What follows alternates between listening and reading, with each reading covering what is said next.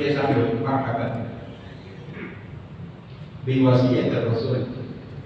Selamat datang kepada wasiat Nabi sallallahu alaihi wasallam. Para santri untuk mengenai warga terlebih dan hatinya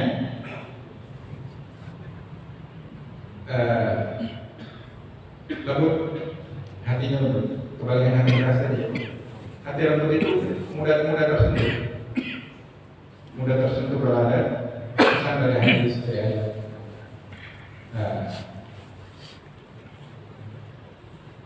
Nasihat. Dan ini penyebabnya beberapa hal tadi: baca Al-Quran, dekat sama orang soleh, puasa sunnah, tahajud, disebut tombati.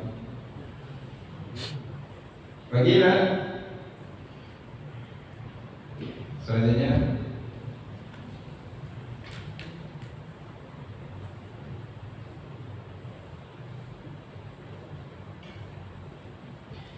qala Abu Idris Al-Khawlani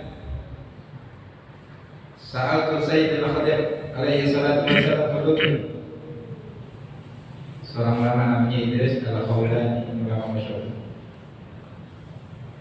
Aku bertanya kepada Sayyid Al-Khadir alaihi salatu wassalam. Khadir ini ada yang mengatakan Nabi, ada yang mengatakan bukan Nabi. Yang mengatakan beliau Nabi cuma bukan Rasul. Nabi salah satu Nabi yang masih hidup. Gak ada Nabi setelah Nabi kan. Setelah Nabi Muhammad itu gak ada lagi yang diutus sebagai Nabi. Cuma umumnya para Nabi sudah meninggal semua, kecuali beberapa Nabi. Pernah kita jelaskan ya, Nabi Idris dan Nabi Isa sekarang belum di langit. Cuma Nabi Isa di akhir zaman bakal turun, yang membunuh Dajjal itu Nabi Isa. Sudah kita jelaskan kemarinnya di hadis kedua tanda-tanda hari kiamat. Yang bakal ada di muka bumi ini masih dua, disebutkan Nabi Ilyas. Nabi Ilyas ini tidak terlalu banyak keterangannya. Di dalam Quran cuma disebut Ilyasin gitu. Tidak begitu spesifik. Kalau baca di proses Al-Anbiya, kisah-kisah tentang Nabi Ilyas ini sedikit memang keterangan. Cuma dikatakan beliau itu mengatakan. Yang kedua yang Nabi Khadir.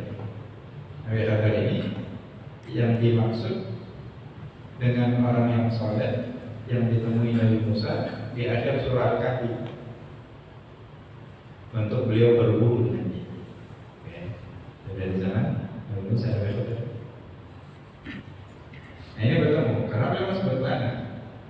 Disebut mustajab berda'wah, doanya dijawab. Yang gimana kata jawab Nabi.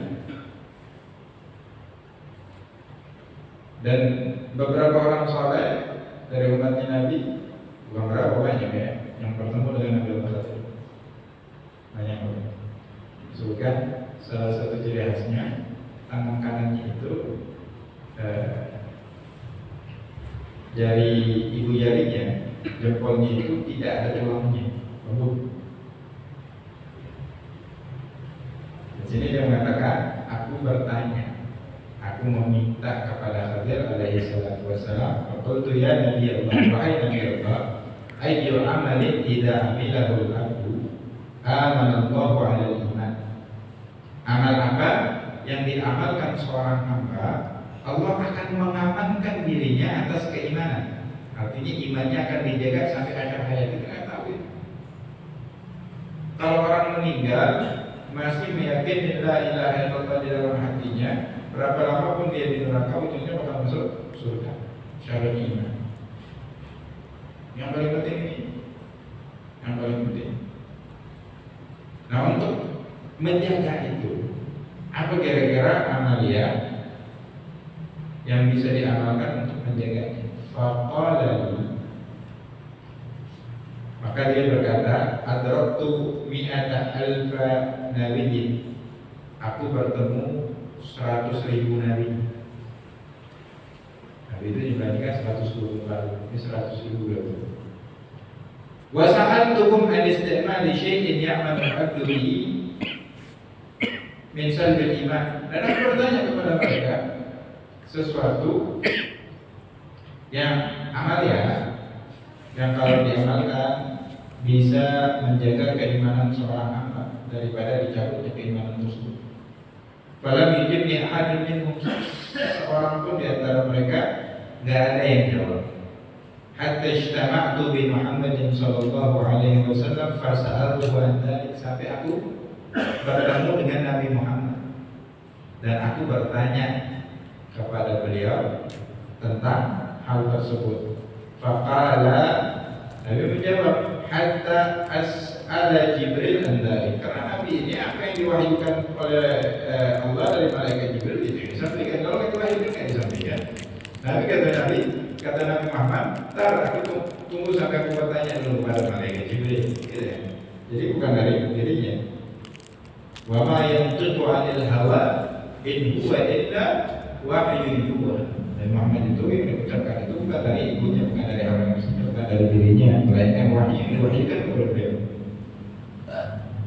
Faqala hatta as'ala Rabbil 'Izza an dzalik. Kata malaikat Jibril, tunggu sampai aku bertanya kepada Allah. Fasa'ala Rabbil 'Izza an dzalik. Maka ditanyakan kepada Allah, faqala Allah 'Azza wa Jalla, maka difirmankan oleh Allah, man wadhaba 'ala qira'ati ayatil kursi. Barang siapa yang konsisten istiqamah,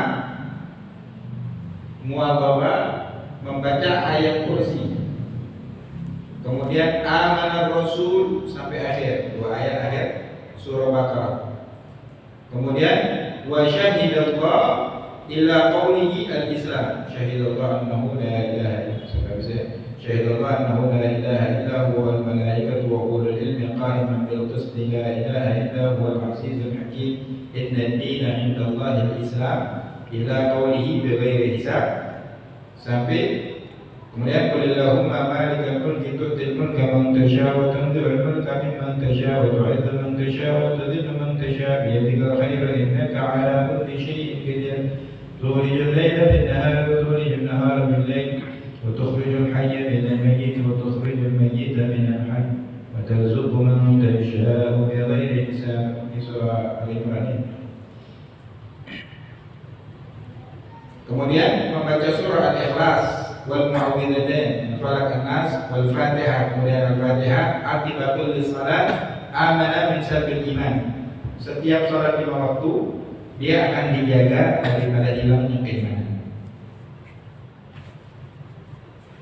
Ya, kita biasanya baca sama ayat kursi. Mudah-mudahan ini dijaga juga insyaallah. Sebagian masjid kita lihat ada yang baca ini ya. Cuman yang diminta di kitab ini dari Nabi Allah Khadir, dari Nabi Muhammad, hanya malaikat Jibril sallallahu alaihi wasallam.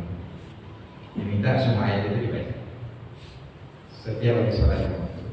Maka al-Hakim untuk beli Ra'ait Rabbal Izza al-Famara, faqala ya Rabbi inni akhaf min zawal al-iman. Ini Hakim untuk beli meriwayatkan doa ini.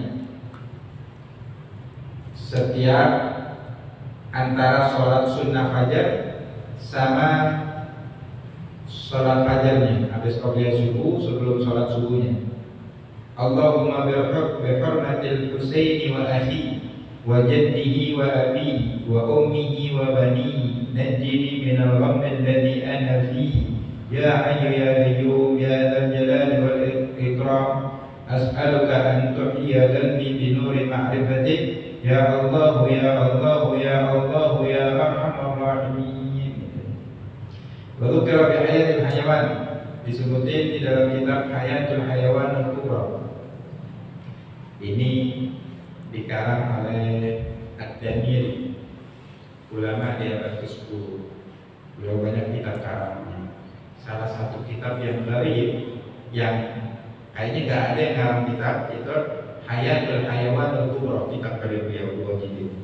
Namanya Kehidupan Hewan yang Besar. Jadi menjelaskan tentang hewan, halal dan haramnya, sama manfaat-manfaat yang bisa diambil darinya, dari bulunya, dari dagingnya, bahkan manusia disebutkan di situ. Cuma ini kitab ada sejarah juga disebutkan di situ, akidah juga, fikih juga, kemana-mana pembahasannya. Sampai ini disebutkan, anna man shalla ba'da sunnatul maghrib rak'ataini kulla laila. Sesungguhnya orang yang sholat habis sunnah maghrib, dia maghrib maksudnya, rakaataini, 2 rakaat, kulla lailatin, setiap malam, yaqra fi kulli rakaatin Fatihatul Kitab wa Ayatul Kursi, membaca di setiap rakaat habis Al-Fatihah baca ayat kursi, wa qul huwallahu ahad, kemudian qul huwallahu ahad wal mu'awwidzatain dan Al-Falaq An-Nas. Setiap rakaat baca Al-Fatihah, ayat kursi, qul huwallahu ahad, qul a'udzu birabbil falaq, qul a'udzu birabbin nas. Di 2 rakaat itu begini baca. Fa idza sallama minhuma, kalau udah salam baca shalla ala nabi sallallahu alaihi wasallam 10 salawat, 10 kali kepada Nabi Muhammad sallallahu alaihi wasallam, 10 kali. Wa qala thalathan, kemudian membaca doa ini 3 kali. Allahumma inna astaudi'uka dini fahfadhu alayya fi hayati wa inda mamati wa ba'da wafati amina min su'il khatimah. Maka dia akan dijaga, akan aman daripada meninggal dalam keadaan su'ul khatimah. Ini sholat ya, sholat awabin bisa diniatkan. Dan sholat awabin itu kata ulama Imam Rabi bisa digabung dengan ba'diyah maghrib. Mau sholat qobliyah maghrib diniatkan awal. Qobliyah itu kan bisa ya di sholat maghrib ya. Sholat maghrib, sholat qobliyah diniatkan awal. Sholli sunnatal qobliyatul maghrib wa sunnatal awabin rakaatain. Kemudian ba'diyah lagi, sholli sunnatal ba'diyatul maghrib, sunnatal awabin rakaatain lillahi. Sebagian bingung ada sholat yang bisa digabung-gabung begitu. Cuman dia nggak bingung ada puasa yang sering digabung-gabung. Kenapa? Karena puasa yang sering ditanyakan, cuman ini nggak pernah dibicarakan, kecuali di majelis-majelis taklim kayak gini. Konsepnya itu memang ada ibadah yang bisa digabungkan, mandi wajib bisa digabungkan dengan mandi sunnah. Karena konsepnya at-tadakhul bisa masuk. Cuman nggak semua sholat bisa digabungin. Kayak cari kitabnya, tanya sama orang yang paham. Jadi konsepnya agama itu tidak ya ngikutin. Jadi nggak bisa improve di dalam hal-hal yang apalagi itu bukan ahlinya, boleh buat asal-asalan ini ya. Yang dinamakan bid'ah dalalah, ada makna saya bid'ah yang sesat, sesuai maknanya. Walau dari Nabi sallallahu alaihi wasallam, diriwayatkan dari Nabi, ini hadisnya masyhur ya. Hadisnya masyhur, annahu qala, Nabi bersabda, man tawadda'a fa ahsana al-wudu, barang siapa yang berwudu kemudian menyempurnakan wudunya, berwudu dengan sebaik-baiknya wudu. Artinya syarat, rukun, sama sunnah-sunnah semaksimal mungkin didatangkan. Adab-adabnya ketika berwudu. Orang di Fiji ya, Fiji wudu itu sebelum corona kayak gitu ya bahas. Sunnah-sunnahnya dan belum sunnah-sunnah. Mengamalkan alhamdulillah. Tsumma kemudian habis itu dia mengucapkan asyhadu an la ilaha illallah wahdahu la syarika lah wa asyhadu anna Muhammadan abduhu wa rasuluh. Allahumma ij'alni minat tawwabin wa ij'alni minal mutatahhirin. Subhanaka Allahumma wa bihamdika asyhadu an la ilaha illa anta astaghfiruka wa atubu ilaik. Ini yang diucapkan. Kutiba birifqin thumma tubi'a biqabi falam yuksar ila yaumil qiyamah. Doa yang dia ucapkan ini setelah wudu sama pahala wudunya itu akan ditulis di satu kertas oleh malaikat, kemudian akan distempel, yaitu ditutup ya, dan ini nggak akan dibuka sampai hari kiamat. Gak akan dibuka sampai hari kiamat, Allah yang akan bukanya. Orang yang akan memperoleh pahala di hari kiamat itu orang yang ketika meninggal sukses membawa iman ketika keluar dari dunia.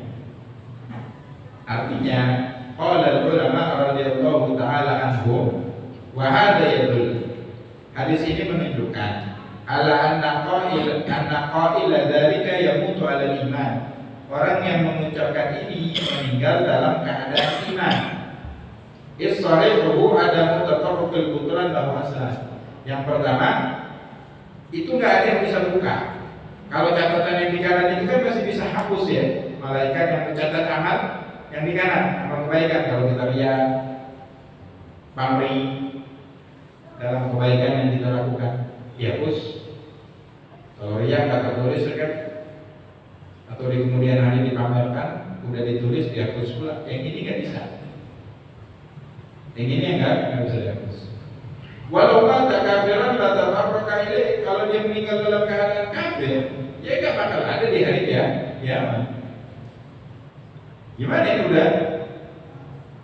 udah tertulis, udah distempel, menandakan ini orang bakal dijaga keimanannya sampai meninggal.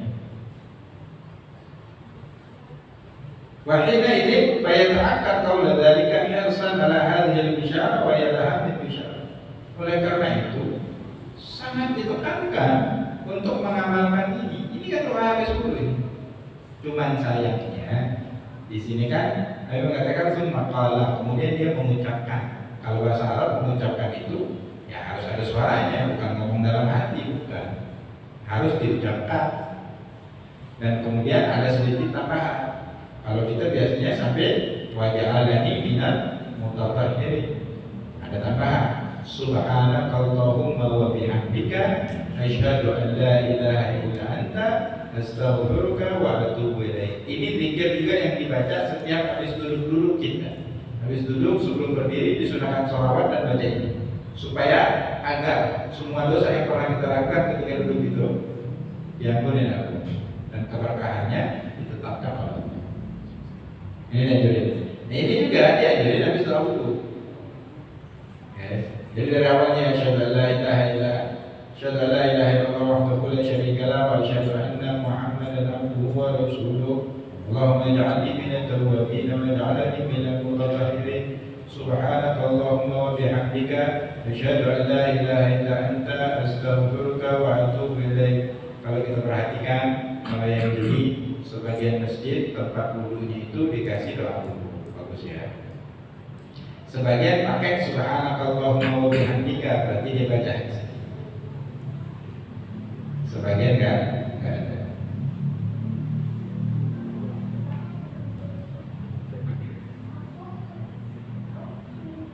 Hadis ini dikeluarkan Imam Tirmidzi, Imam Hakim dalam kitab Mustadrak. Mungkin hadisnya masyhur.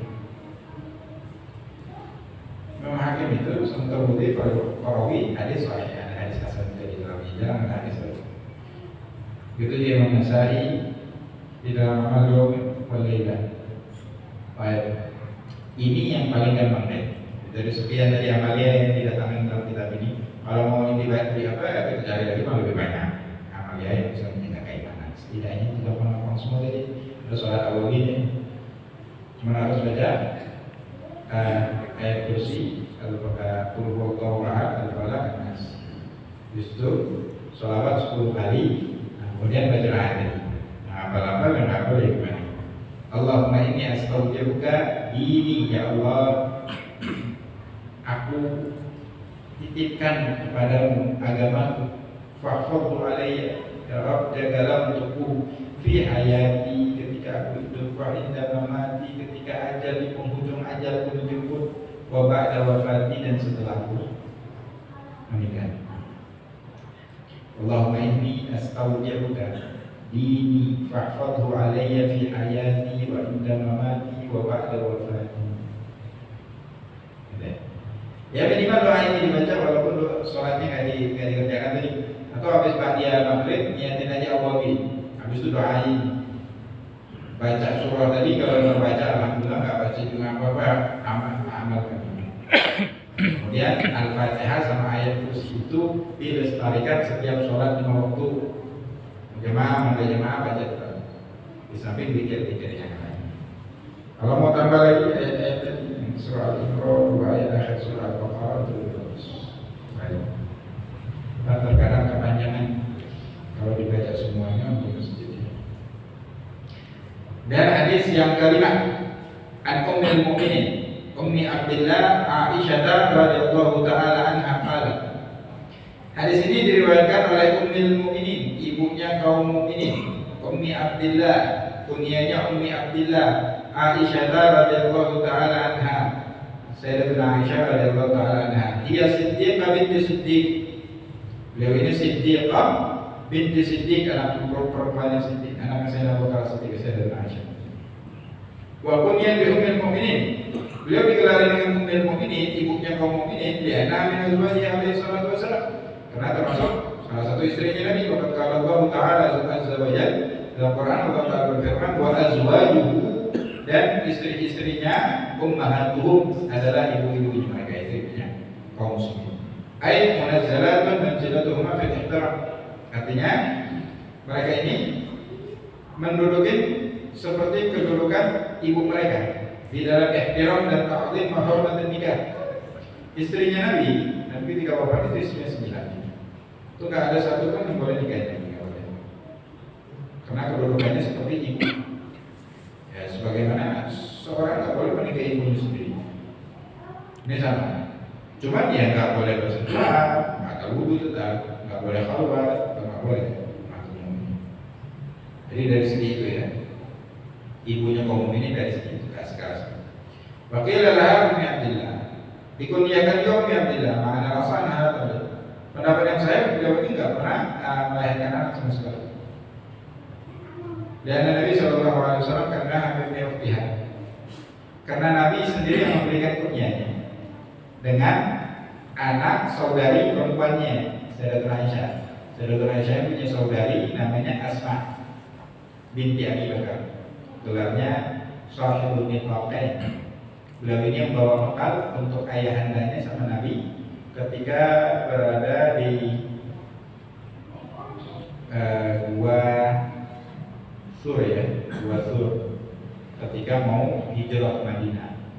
Gua Sur itu tinggi, agak tinggi ya.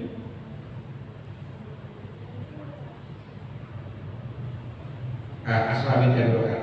Kemudian menikah dengan Zubair bin Awwam. Zubair bin Awwam itu ibundanya, bibinya Nabi Muhammad, saudara kakaknya.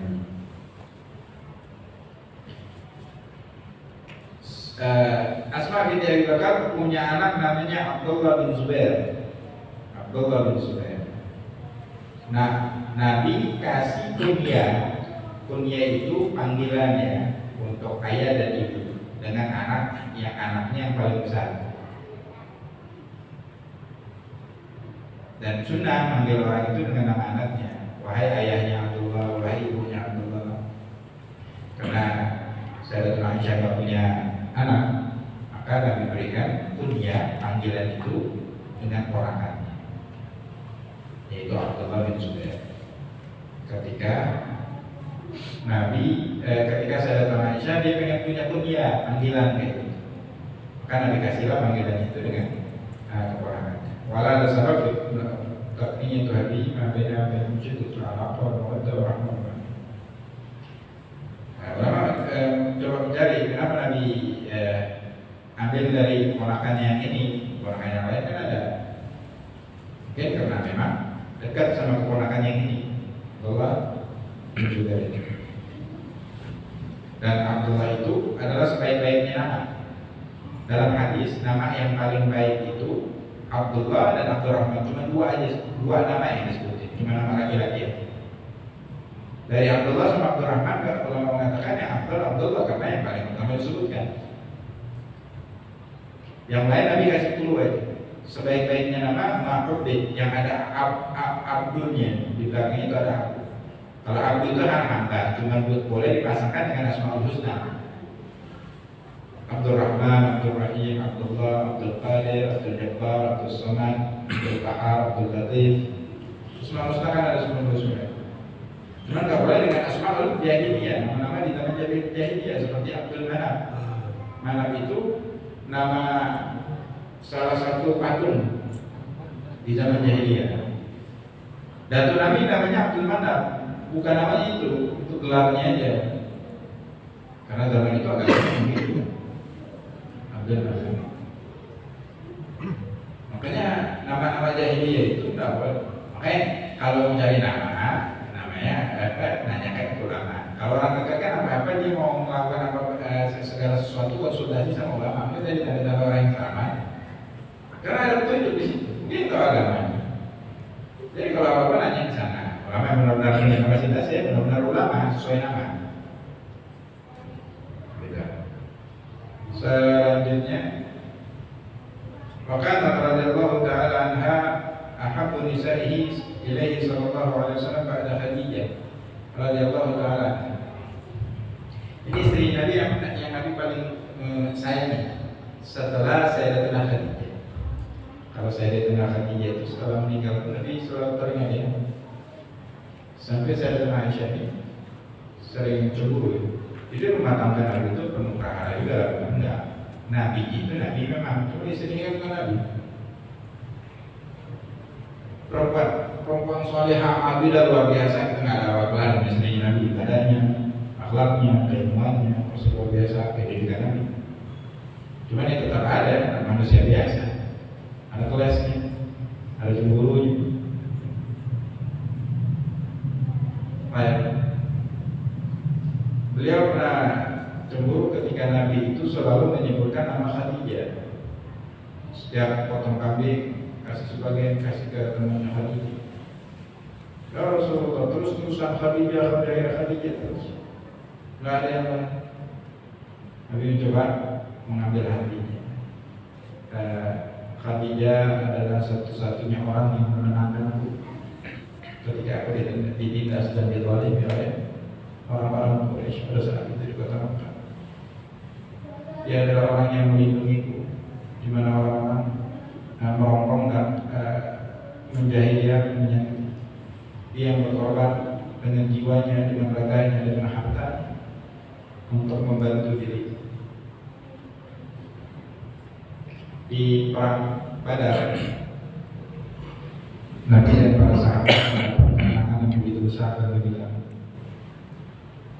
Tidak hanya kemenangan, mereka berhasil menawan 70 atau lebih daripada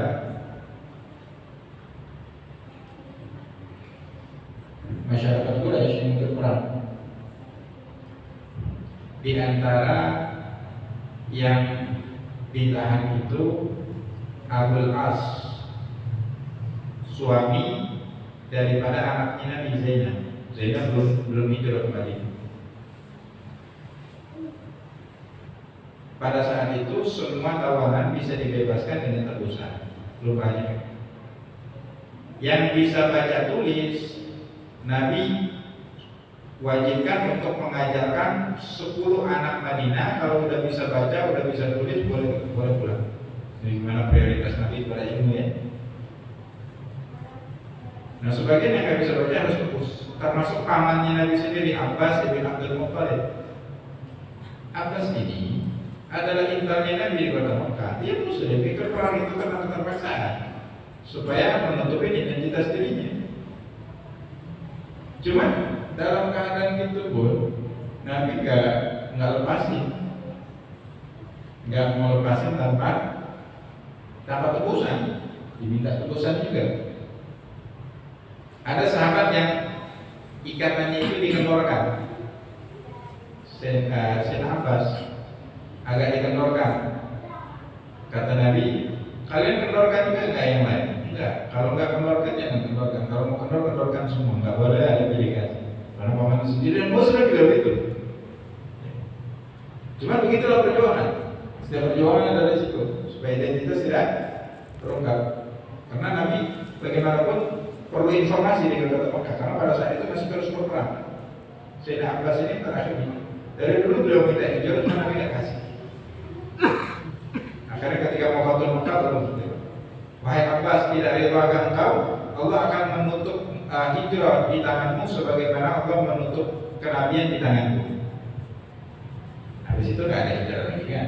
Nah, hijrah ada Fathul Nabi, tidak ada hijrah yang diwajibkan setelah Fathul Makkah. Nah, di kisah tadi Zainab ini nggak punya harta juga. Dia cuma hanya punya kalung yang diberikan oleh ibundanya. Kalung itu gak gitu berharga, cuma dari kulit sama ada mainan yang gak ada harganya sebenarnya. Dikasih untuk membebaskan suami. Ketika Nabi melihat itu langsung berkaca-kaca Nabi dalam matanya, menangis, mengenang istri. Nabi bertanya kepada para sahabat semua, bolehkah engkau, bisa nggak kira-kira kalian